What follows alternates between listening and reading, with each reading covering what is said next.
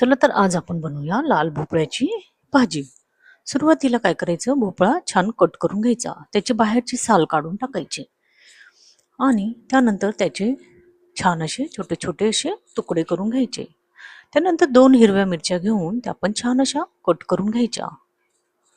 त्यात थोडासा कढीपत्ता, कट केलेली कोथिंबीर ते पण आपल्याला घालायचे आहे. त्यानंतर कढईत थोडे तेल घेऊन त्यात थोडे जिरे, मोहरी, त्यानंतर कढीपत्ता, थोडीशी लसूण, हिरवी मिरची व्यवस्थित त्याला फ्राय करून घ्यायचं. फ्राय झाल्यानंतर आपण कट केलेला लाल भोपळा त्यात टाकून द्यायचा. त्याला पण छान असं मिक्स करून घ्यायचं.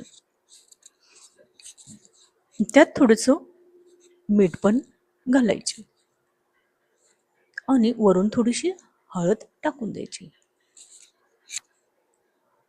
आणि कट केलेली कोथिंबीर पण छान अशी वरून त्यात टाकायची आणि झाकण ठेवून त्याला 5 ते 7 मिनिटं शिजवण्यासाठी आपण ठेवून द्यायचे. झाली आपली लाल भोपळ्याची भाजी तयार.